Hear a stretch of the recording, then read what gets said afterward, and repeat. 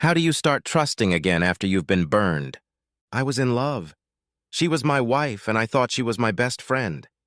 Debbie and I had been married for 6 years when I found out it was all an illusion. We were living in Portland at the time. Debbie had recently taken a job as an internal auditor for the largest real estate firm in the city, and I was in sales with a national machine tool manufacturer. Given the range of my products, I was rarely downtown. Most of my clients lived in the suburbs or outlying areas of Western Oregon, but on this day I found myself in the city with an extra 2 hours to spare. I called Debbie to invite her to lunch and was disappointed when she told me she needed to finish her spreadsheet before an important meeting in the afternoon. I didn't want to miss the opportunity, so I stopped by Jake's for a plate of their crawfish etouffee. I enjoyed the nutty brown sauce with rice while listening to the ladies at the table behind me and wondering how they did it. All 4 women seemed to be talking at the same time. It wasn't the first time I had observed this phenomenon, and it always puzzled me. Men couldn't do that. I sat smiling to myself, trying to figure out how anyone could understand this gibberish, when something one of the ladies said imprinted itself on my mind. I wasn't the only person intrigued by the lady's question, because the other 3 women at the table immediately fell silent. So Deborah Miller is doing the dirty deeds with Simon Walker? This question immediately caught my attention because my wife's name is Deborah. She uses that name in her professional life. Only family and friends call her Debbie. And Miller is the name she's had with me since we got married. I'm Mark Miller, by the way. One of the ladies asked, "Why, do you know?" The first one replied, "I was sitting in Deborah's office when she got a call from her husband. She declined his invitation, citing that she was working on her lunch hour. 5 minutes later, Simon poked his head into her office and asked if she was ready to leave.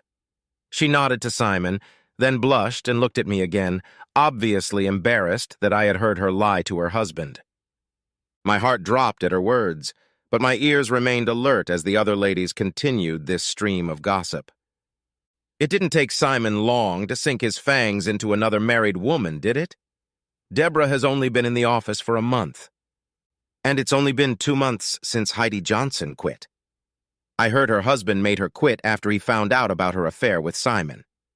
Can you imagine a mom with 2 preschoolers falling for Simon? What's his secret?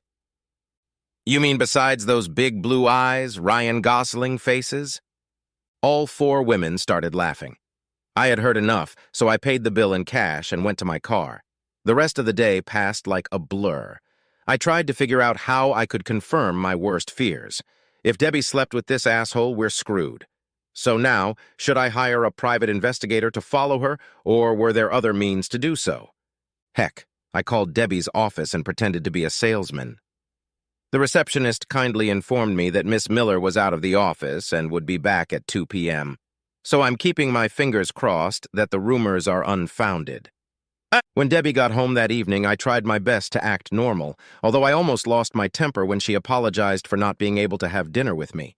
She even had the nerve to kiss me on the cheek as she apologized. She asked if I minded making dinner because she wanted to take a little soak in the tub before we sat down to dinner. She poured herself a glass of wine and headed into the master bathroom. It was probably her way of cleaning up the evidence. Coming home and taking a shower would be too obvious.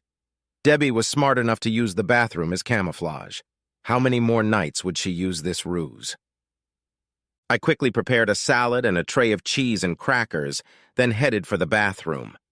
I undressed in the bedroom and went into the bathroom naked. Debbie nearly jumped out of her skin when I walked into the bathroom and started climbing on top of her. "Mark, what are you doing? Trying to scare me to death?" "Well, if you remember, Deb, I live here too. I just thought we could use the hot water together." Debbie has a clue when she's lying or needs time to answer a question. She doesn't know she has it, and I've never told her about it. I have seen it from time to time. Just last week I saw it show when a good friend of ours asked Debbie if she liked her new hairstyle. Debbie blinked twice and then told her friend that she absolutely loved it. Debbie showed it off before replying to me. I was just about to leave because I was terribly hungry. "Is dinner ready?" Before Debbie could wrap a towel around herself, I did my best to examine her. No distinctive bite marks, etc. Catching Debbie turned out to be incredibly easy. That evening, I downloaded a samizdat book called Amateur Detective Catching a Cheating Spouse to my Kindle. It only took me a couple of hours to read the basics, and the next morning I completed 2 tasks while Debbie was in the shower. First, I checked Debbie's calendar on her smartphone. At noon yesterday, Debbie had allotted 2 hours marked working through lunch. I noticed that the previous Thursday, the same 2 hours were allocated with the same notation. How sneaky of her. The second task was to download a tracking app on her phone. That was too easy, and after thinking about it, I checked my phone. Damn, there was a similar app on my phone. I quickly deleted the app from Debbie's phone. There was no point in rushing. I saved the app on my phone. It might come in handy later. You read stories about guys acting normal while waiting for proof of a cheating wife, but you can't believe how hard it is until you try it yourself. For the next 5 days, I tried my best to be a loving husband. Every morning I checked her calendar. Tuesday morning turned out to be a good day. Between noon and 2, there was a note. Working until lunch. After breakfast, I drove to my office and did my best to get something done. On the way to work, I bought a cell phone at Walmart. At 11 o'clock, I forwarded my regular phone to the new cell phone and left the regular phone on my desk. If Debbie had checked the tracking app she had installed on my phone, it would have shown that I was 30 kilometers from her office. If she called me, I could answer my cell phone. I got to the city center with 15 minutes to spare and settled into a Starbucks across the street from her office building. At exactly noon, she walked out the front doors with a man. Holy shit, he really did look like Ryan Gosling. I walked out of Starbucks to follow them. It may seem trivial, but following the advice in the book, I put on a baseball cap, sunglasses, and had a small pebble in my right shoe to change my gait. None of that mattered because the 2 lovebirds only paid attention to each other when they walked hand in hand 1 block to the lobby of the Vintage Hotel. I figured I had almost 2 hours, so I went across the street to the bank and started transferring some money, closing our joint credit card accounts and my home equity account. Debbie and I also had credit cards in each of our names. She wouldn't find out about the closed accounts until it didn't matter. I also called my company's law firm and got a recommendation for a divorce attorney. Called her office and made an appointment for the next day afternoon. With a half hour to spare, I returned to the hotel lobby. I waited in the lobby trying to act inconspicuous and pretending to read the Wall Street Journal, but actually watching the elevator doors as the 2 of them descended. I stood up. "Debbie?" Debbie stared at me with a shocked expression on her face. "Mark, God, no!" Simon was ready to play the hero because he stepped between Debbie and me. He started saying something about being careful, holding out his hand like some damn traffic controller. I guess Debbie forgot to tell him about the boxing class I was taking because he seemed unprepared when my fist entered his stomach just below the solar plexus. He went down and actually shit his pants. Debbie just stood there, still moving her lips like some damn fish. Before she could get a word out of her, I told her, "Might as well leave the room overnight, because I don't want you coming home tonight and probably ever again." Unfortunately, right after I got home that day, a patrol car pulled up. When I opened the door, I was handcuffed and taken to the Multnomah County Jail, where I was arrested for assault. Simon pressed charges. I ended up spending the night in jail before being released the next day. When I got home, it was obvious that Debbie was in the house because almost everything small and of any value, including the watch my father had left me when he died, had been taken. I checked the closet, and Debbie's clothes were gone too.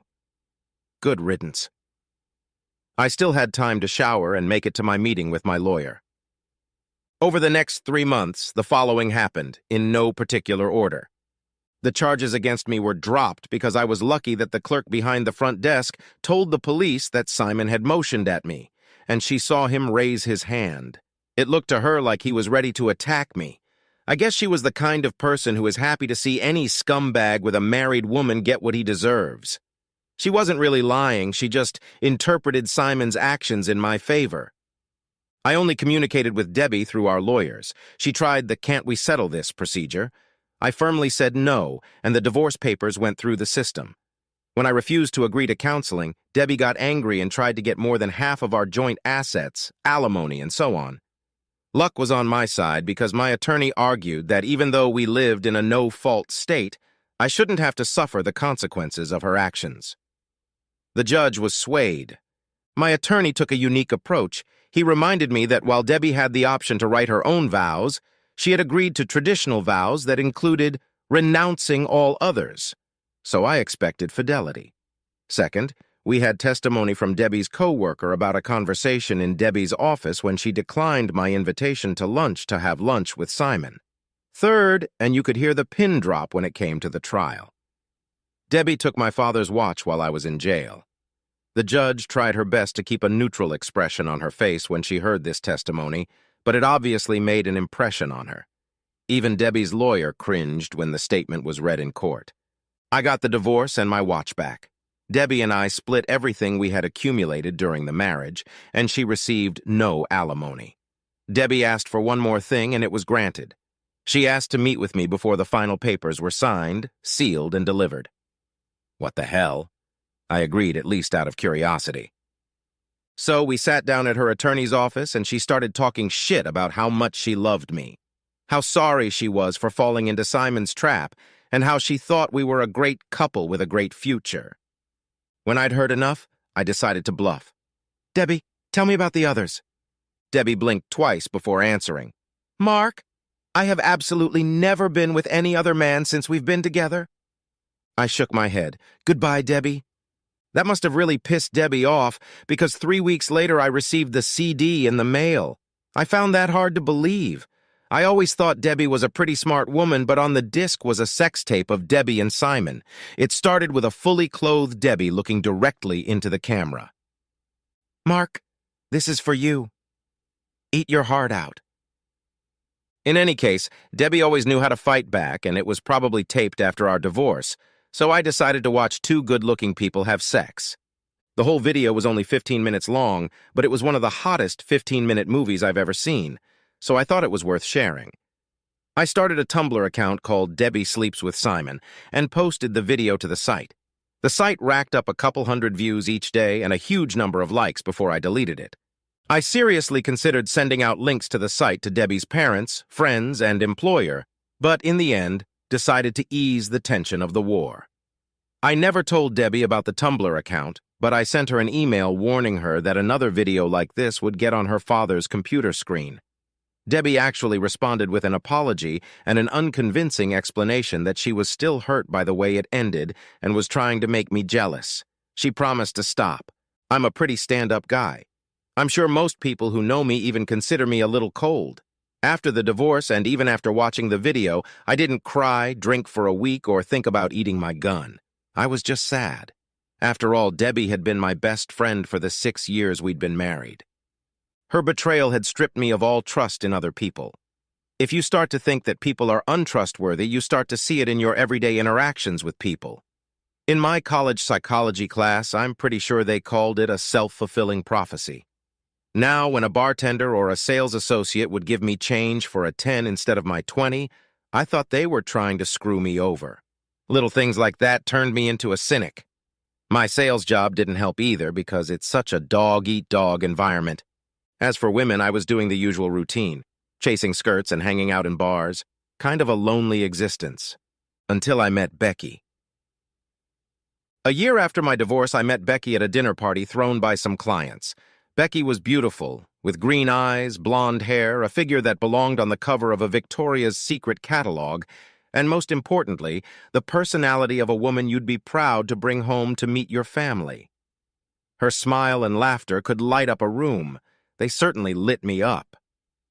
I did my best at that dinner party to be the most charming and interesting man in the world. I could have sold Mexican beer that night. Now, if only I could sell myself to this lady. As we were about to call it a night, I approached Becky and asked if I could take her out to dinner next weekend. "How could I say no?" she asked. "You've worked so hard tonight that it makes me want to say yes. That effort should be rewarded." "Is it that obvious?" "Yes, but I think it's nice. I also asked our hostess what she thought of you, and she said you have potential. So, let's go out next Friday and find out." After 2 months of dating, we decided to become exclusive, but we didn't rush things. We lived apart, though we spent 4 or 5 nights a week together. Every one of my friends fell in love with her. The best part was that I was starting to fall in love with Becky and felt that she might be falling in love with me. The sex started right after the promise of exclusivity. A gentleman shouldn't kiss and tell, but without going into details, let me just say that up to that point, it was the best sex of my life. Nothing was off limits for her as long as it was limited to what two people could do to each other. In and out of bed, we had fun. Yes, I was beginning to think this could be my ticket to happiness, and then the bottom dropped out. My hunch that something might be wrong came one day when Becky and I took some time off early from our jobs and were hanging out for a beer. Becky's cell phone rang. She looked at the message and ignored the call. That wasn't like her. She usually answered the phone and told me who she would call back later. After my goofiness with Debbie, I had become more observant and suspicious. I wasn't about to play the happy cuckold role again. Later that night, I had the opportunity to grab her phone and go through her call list. She had missed a call from the person listed in her contacts as Little. Looking through the call log, I found several calls between the two of them. I then looked at Becky's calendar and discovered that she had an appointment with Junior for 1 p.m. the next day. Time to find my baseball cap, sunglasses, and shoe stone again. Thursday afternoon, I was at the sandwich shop across the street from Becky's office building. She left the building alone and headed north on Broadway before entering the Marriott Hotel. As soon as I entered the lobby, Becky and some man walked up to the front desk and spoke to the desk clerk. I couldn't believe my eyes. How could this be happening to me again? I almost threw up as I approached the two of them. "You're a cheater! You lying bitch!" Becky turned around and looked at me. I don't think the look on her face would have been any different if I had shot her with a gun. The man she was with looked at me and asked, "Who is that?" Before Becky could answer his question, a second man with a Marriott name tag approached. He stared at the three of us in confusion, but before anyone could say another word, Becky ran out of the lobby. It was all happening too fast, but I read the second man's name tag. Greg Houston, catering manager, and then looked back at the first man. The first man broke the silence. "I realize you're Mark. I'm John Riley, the man Becky hired to organize your surprise 30th birthday party here at the Marriott. I think you just really blew it." Becky never returned my calls again after that day. A week later, I woke up to find a box of things I had left at her apartment on the front porch of my townhouse. Inside was a note that simply read, "I don't need any of the stuff I left at your house. Give it all to charity. Becky." For the next 6 months, I fell into despondency. I ate, slept, and went to work. One afternoon, I decided to go out and attend the annual Portland Craft Beer Festival on the waterfront. I was just lucky enough to run into Becky there. She was with a guy, and they were clearly a couple. After Becky introduced us to each other, she asked him if she could talk to me.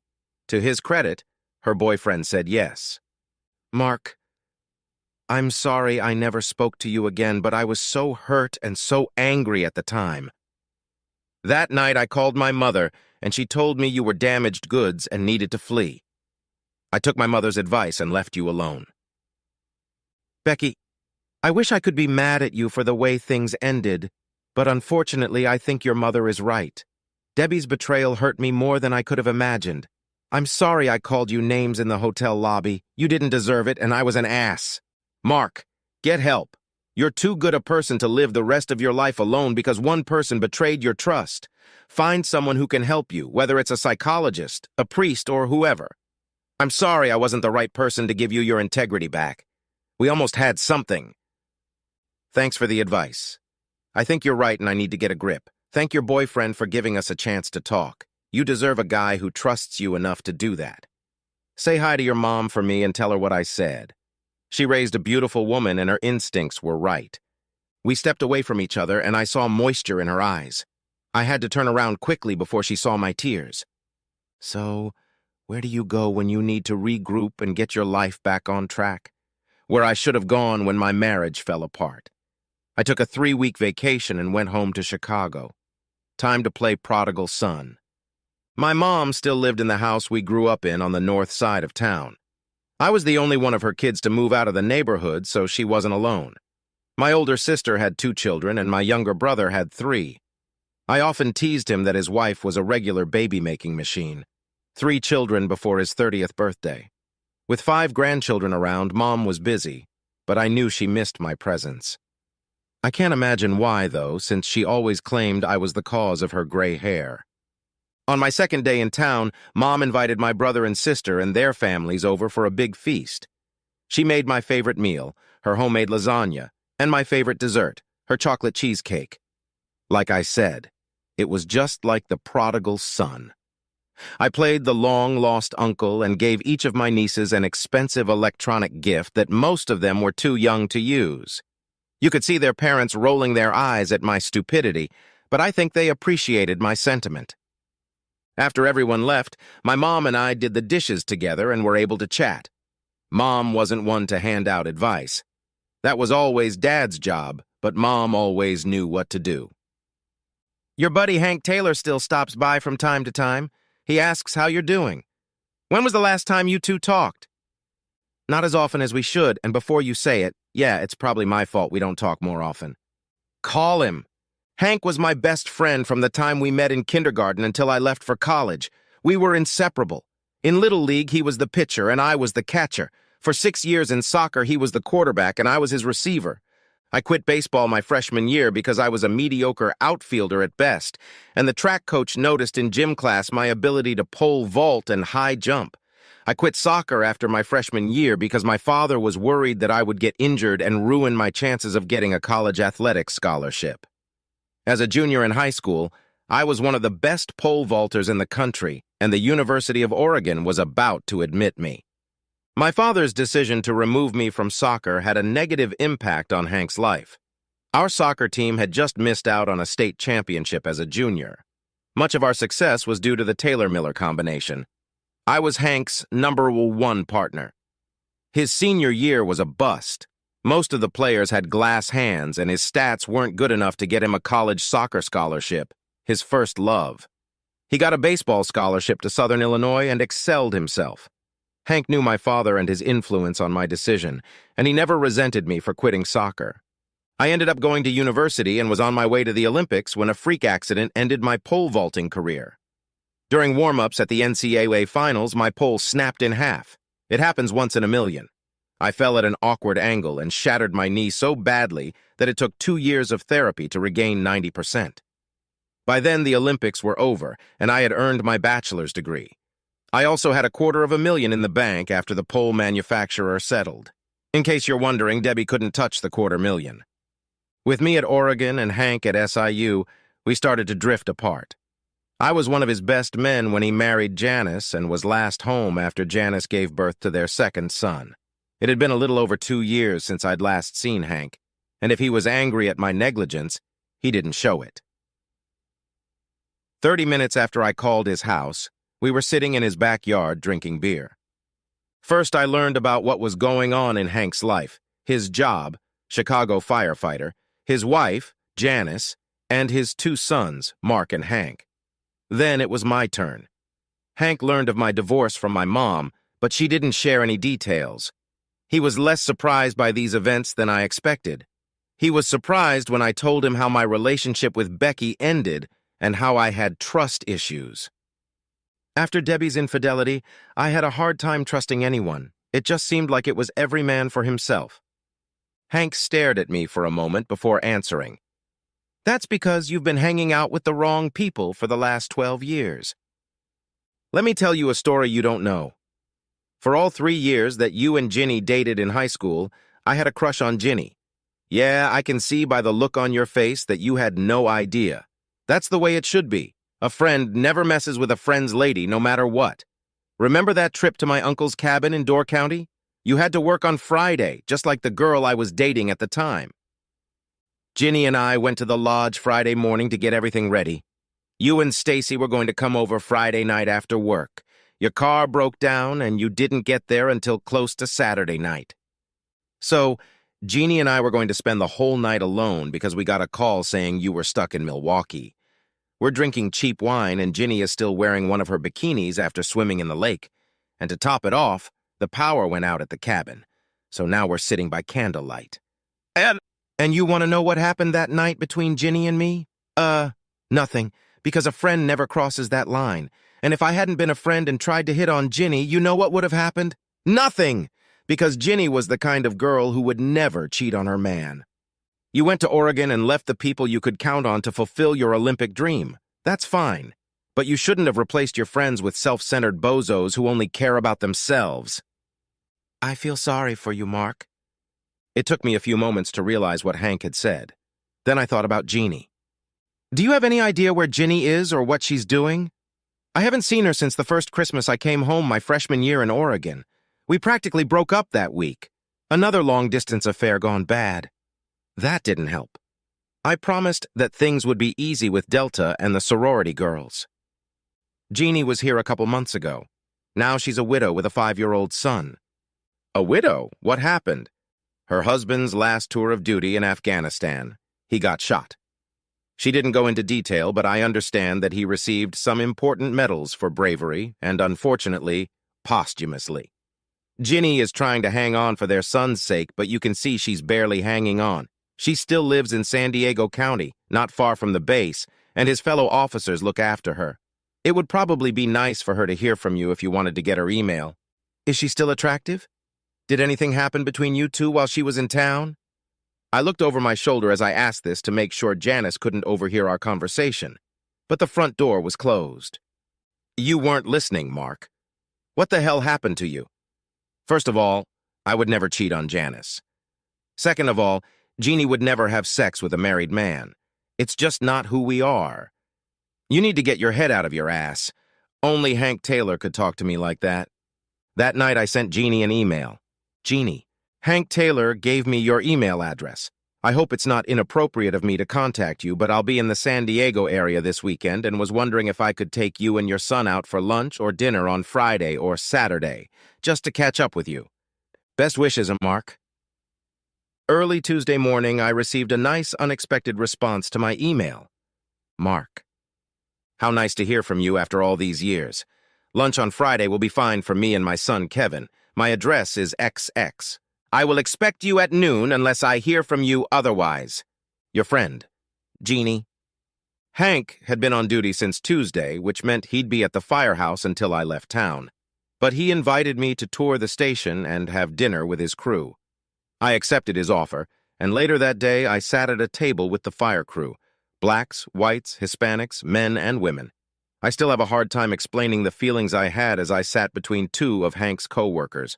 They were both willing to answer my questions. They were probably used to civilians being in awe of what they considered routine. What became apparent was the need for trust necessary to accomplish their tasks in firefighting. Each firefighter dared to enter a burning building only with the knowledge that their teammates would have each other's backs and do their job. This is probably when I began to realize that my life was starting to go off the rails. Back in high school, I replaced baseball and soccer, two team sports, with individual track and field events. Although the overall score of the track and field team depended on others, my contribution was based solely on my efforts. Even my chosen profession, sales, was similar to this. Whether or not I made a sale depended almost entirely on my efforts. The only teamwork I could point to since I turned 15 was my marriage to Debbie. Could my failed marriage have been due in part to my selfishness, or the fact that I married a woman with selfish traits similar to my own? On Thursday, I flew to San Diego, rented a car, and checked into the Coronado Hotel. On Friday, I drove north to Jeannie's house, one of 4 apartments in a 4-story townhouse. I rang the doorbell and waited, trying to hide a bouquet of flowers from a nosy neighbor. I almost dropped the flowers when the door opened. My God, Ginny was even more beautiful than she had been at 19. She was dressed in a bright blue sundress, and there was a little boy near her leg. Mark, welcome. She put her hands behind my head and kissed my cheek. Is that for me? She asked, pointing to the flowers. It was a stupid question, but I think she was trying to get me to say something because I was still just standing there, frozen. In response, I handed her the bouquet. Thank you, Mark. Please come in while I put this in the water. Mark, this is my son, Kevin. Kevin, this is Mr. Miller, an old friend I went to school with before I met your dad. Kevin held out his tiny hand and said, Hello, Mr. Miller. I finally found my speech and said, Hi, Kevin, shaking his hand. While Jeannie put the flowers in a vase, I looked around the apartment. The first thing that caught my eye was a folded flag in the center of a bookcase. On one side of the flag was a picture of a Marine. Attached to the frame were two medals, the Purple Heart and the Navy Cross. "That's my dad." I looked at the picture on the other side of the flag, Ginny with her husband and little Kevin on the beach. Just at that moment, Ginny walked into the room. "Ginny, I'm sorry if something comes out wrong, but this is a beautiful picture. The three of you look very much in love. You must miss him." "No need to apologize. That's good to hear. And yes, we were madly in love. I met him at Northwestern University. He was in the ROTC program when I was studying journalism. My classmates wondered why I had a crush on a military man, and most of my classmates didn't have much respect for the military. But besides being a strong, confident man, Chuck was the kind of man you could trust. He had a heart of gold." There's that word again. Trust. Jeannie's eyes were watering slightly as she looked at the picture, so I broke the silence. "You haven't had lunch yet?" "Yeah, we have some catching up to do. Come on, Kevin. Mr. Miller is taking us to Red Robin." Kevin was very excited about this, and we jumped into Ginny's car instead of renting a car seat from me. The conversation was more animated during the ride, and by the time we got into the restaurant, the three of us were laughing at some silly joke Kevin had told us. Lunch had been great. Although there had been so many changes in Ginny's life since the last time we'd talked. Marriage, a baby, widowhood. She has remained the same, kind, smart, funny, and charming. At one point, Ginny asked me why I was in San Diego. I was embarrassed, but decided to tell the truth. "I told you about how I got told off by my mom and Hank, so the truth is, I came here to apologize to you for the way I ended things back then. You deserved better, and honestly, listening to you tell me about your marriage to Chuck, I realized you did a lot better." "What are you going to do now? Are you going back to Portland?" "My flight doesn't leave till Sunday night. I think I'm going to spend the next couple days at the beach, run around a bit, and try to get my mind right. I've got a lot to think about." Kevin dispelled the boredom by coloring with the crayons they hand out to kids at the restaurant when the two adults got carried away. But after 2 hours, we ran out of time, so we drove back to Ginny's. "Mark, would you like to go to a barbecue at my friend's house tomorrow?" "What? And spend the day alone contemplating your belly button? That's a lot to ask." Ginny laughed. "Well, if you change your mind and decide to come to the barbecue with us, pick me up tomorrow at 11. Dress casual, shorts, and a polo shirt. Oh yeah, bring a beer." I told Jeannie I'd see her later, kissed her on the cheek, and shook Kevin's hand. As I drove back to my hotel, all the reasons I loved Ginny during those 3 years in high school came flooding back at me. The next day, Ginny, Kevin, and I went on a picnic. Ginny was wearing white cropped shorts and some sort of t-shirt with a bra. The shorts weren't too short for a family picnic, but they showed off how trim she kept her athletic legs. The top only hinted at cleavage, sexy, but discreet. She gathered her blonde hair into a ponytail. Aviator sunglasses hid her brown eyes. After we parked the car, Ginny took my hand to introduce me to her friends. As we approached a small group of men, apparently all Marines, I felt their gazes studying me. I got the feeling that this picnic was partly a test to see if I was good enough to date Ginny. We were introduced to each other, and Ginny left me to make sure Kevin was with the other kids. At least that's the reason she gave me. I turned to the group. "I hope this isn't a cliché, but thank you for your service." Captain John Clayton answered for the group. "Whether it is a cliché or not, we are always happy to hear it. My father served in Vietnam, and I see the pleasure in his eyes whenever we are together. I'm in uniform, and someone thanks me. Very different from what he experienced after returning from Vietnam. From that point on, the conversation turned to more enjoyable topics, including manly sports. The day flew by quickly. I spent some time with Ginny, some time with the men, and even spent an hour in the kitchen with the ladies exchanging cooking tips.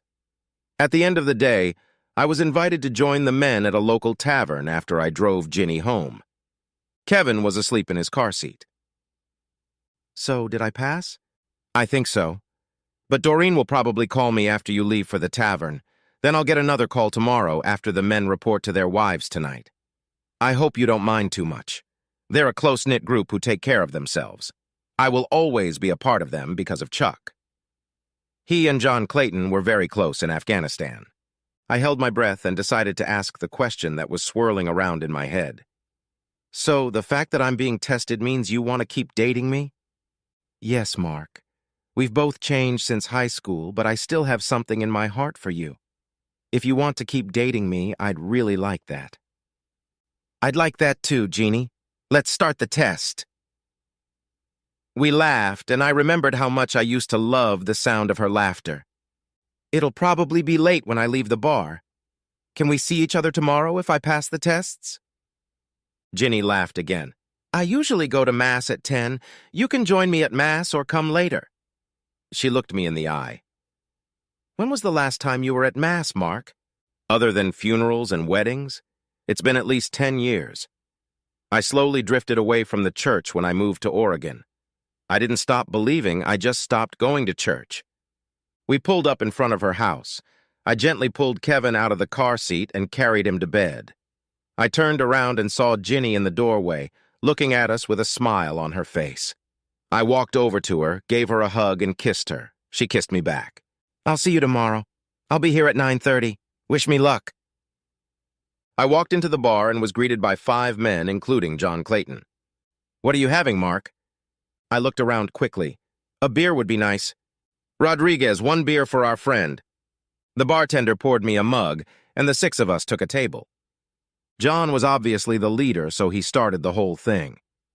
Mark, we're not trying to offend you, but you have to realize that 3 of us at this table, including me and Roddy the bartender, owe our lives to Chuck Turner. Did Jeannie tell you anything about this? No, I'd seen the Navy Cross, so I knew it had to be something special, but I didn't want to get involved, so I kept quiet. Good for you, showing respect. I will tell you, though. We were patrolling the mountains near Pakistan when we were ambushed by about 40 Taliban. We couldn't launch an airstrike because that would have caused an avalanche. We couldn't retreat because they would have held the high ground and outgunned us.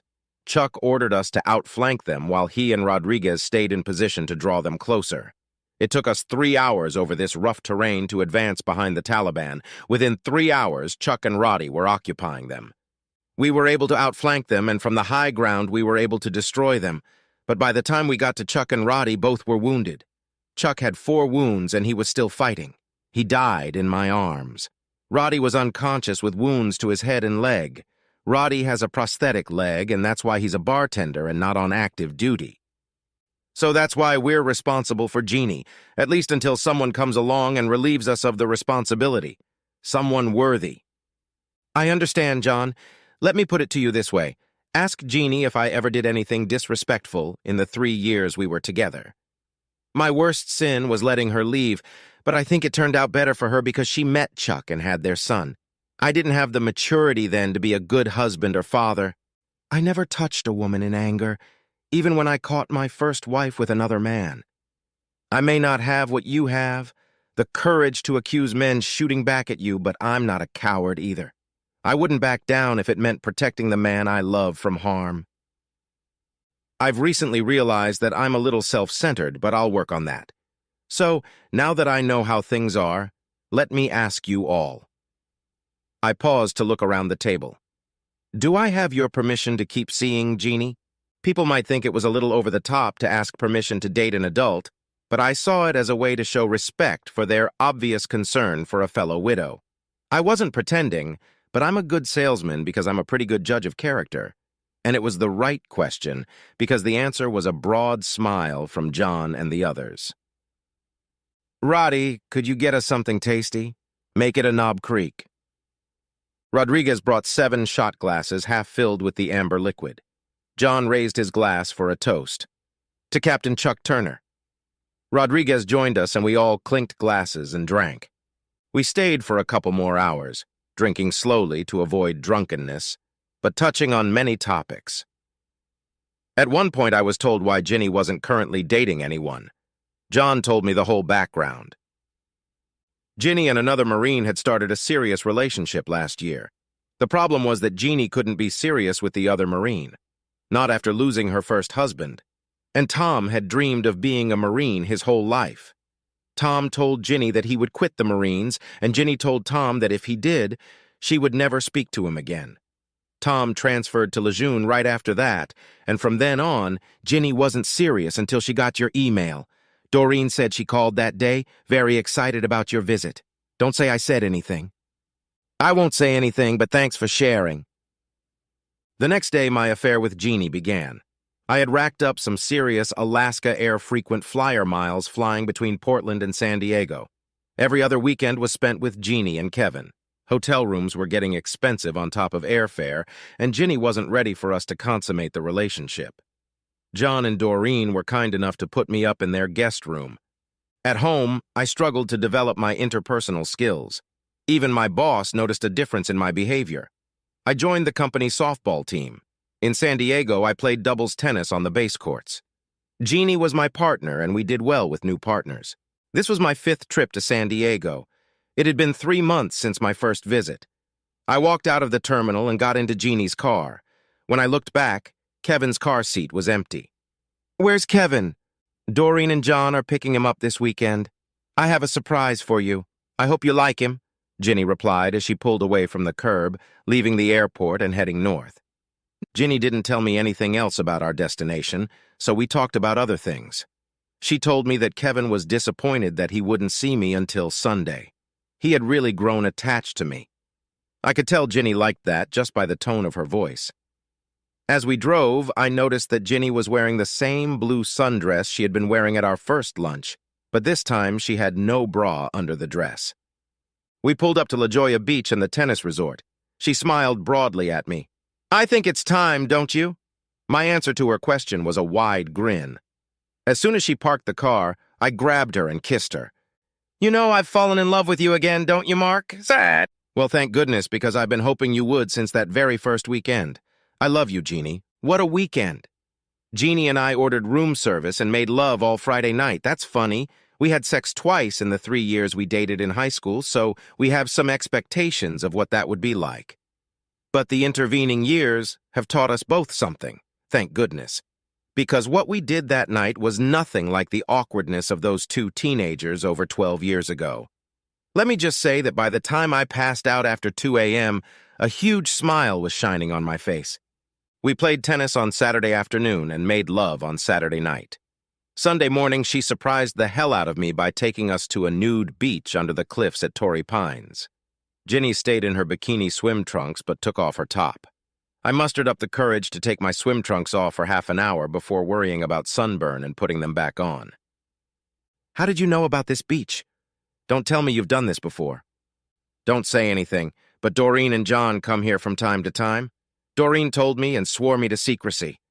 Now you're sworn in too. We watched people for a while and even thought about joining the volleyball game, but decided maybe next time. I figured that playing volleyball with a group of naked fellow students would be a great way to improve my interpersonal communication and team-building skills." It was early afternoon and time to pick up Kevin, so we headed back up the cliffs to the Clayton house. John greeted me with a firm handshake and a bottle of beer, and Doreen gave me a hug and a big smile. Kevin put his arm around my legs. We had dinner with the Claytons. Kevin spent the entire evening by my side. He seemed sad when Jeannie dropped me off at the airport. On the way home, I made a decision. 2 weeks later, we went back to the Claytons' place for drinks on Friday night.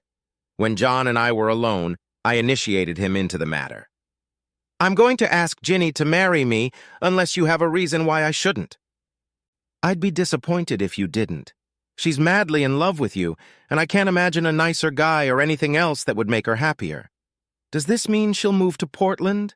"If she says yes and agrees, I would try to get us back to the Chicago area. She misses her parents and siblings." "That's great, Mark. I know she's been talking about her family with Doreen. How are you going to work it out with Kevin?" "Yeah, I'm going to take him to lunch tomorrow and have a chat. Cross your fingers for me." You might be surprised by his reaction. That guy likes you. The next day, Ginny gave me a weird look when I told her that Kevin and I needed to run some errands together. But I got away with it, citing that it was guys' social time. We headed straight to Red Robin and took a table. Over 2 milkshakes, I asked a question. "Kevin, what would you say if I asked your mom to marry me? Would that be okay?" I held my breath, waiting for his answer. "That would be nice, Mr. Miller. My mom really likes you." "Do you, Kevin? Do you like me enough to live with your mom and you? Yeah. Would that make you my dad? Kind of. No one could ever replace your real dad. What did you call him? I called him Dad. Either. Then how about if your mom and I get married, you call me Dad? Would that be okay? Kevin had a cute smile on his face, and he replied briefly, Sure. We headed back toward his house, 2 ready, 1 left. I figured it would be hard for Kevin to keep our conversation a secret. As soon as we walked through the door, I had a ring in my hand and Kevin was carrying a bouquet of red roses. Ginny smiled when she saw the roses, then looked embarrassed when I dropped to my knees. Ginny, will you marry me?